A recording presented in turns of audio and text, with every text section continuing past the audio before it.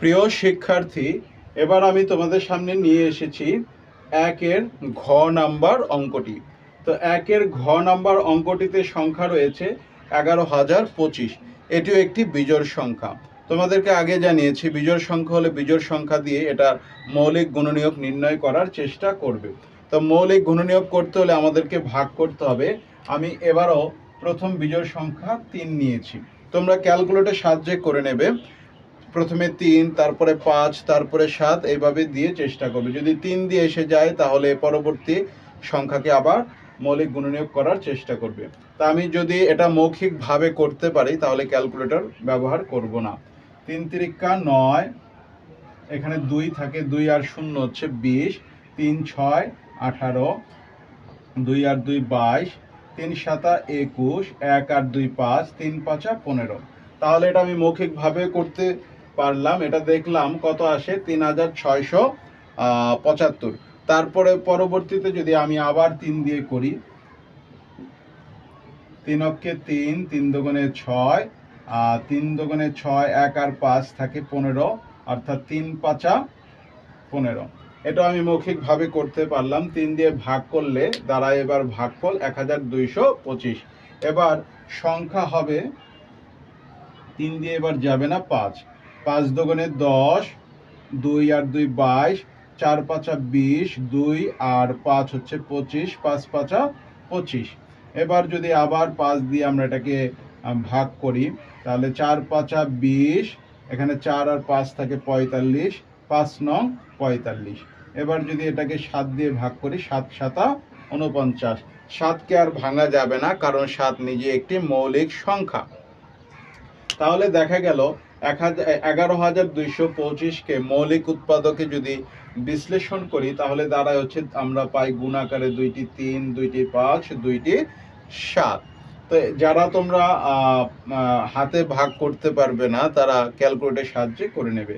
তাহলে 11,225-এর বর্গমূল দাঁড়ালো, সুতরাং 11,225 না, 11,025, 11,025 এর বর্গমূল সমান সমান বর্গমূল চিহ্ন দিলাম, তারপরে 11,025। এবার এটার মৌলিক উৎপাদকগুলো যা যা পেয়েছি বা মৌলিক গুণনীয়ক, উৎপাদক এবং গুণনীয়ক একে অপরের বিপরীত নাম। বিপরীত বলতে গেলে মানে এটার বিপরীতে এটা বলা যেতে পারে, সমার্থক শব্দ যেটিকে বলে। এবার 11,025কে আমরা মৌলিক গুণনীয়ক আমরা যেগুলো পেলাম সেগুলো লিখি। 3 পেয়েছি 2 বার, 5 পেয়েছি 2 বার, 7 পেয়েছি 2 বার।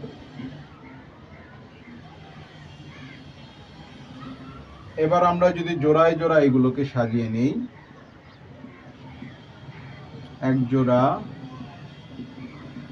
2 জোড়া এবং 3 জোড়া।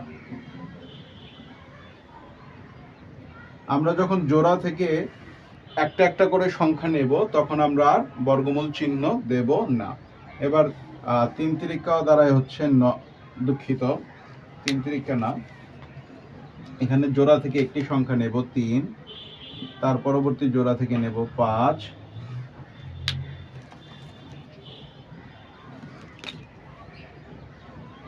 তার পরবর্তী জোড়া থেকে নেব 7। এবার আমি বর্গমূল চিহ্ন দেব না। এবার এগুলোকে গুণ করলে দাঁড়ায় 3 5 15 এবং 7 15 হচ্ছে 105।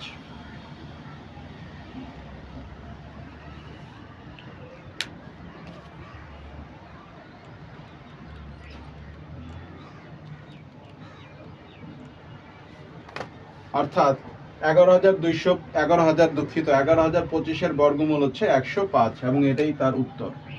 তোমরা এখানে উত্তর লিখে দিতে পারো, এই হচ্ছে উত্তর।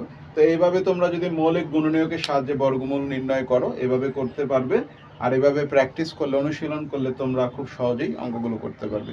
তোমাদের জন্য রইল শুভকামনা, তোমরা এইভাবে প্র্যাকটিস করবে এবং পরবর্তী ভিডিও নিয়ে আমি আবার আসবো। তোমরা সেই ভিডিওগুলো সার্চ করে দেখবে। তোমাদের জন্য রইল শুভকামনা।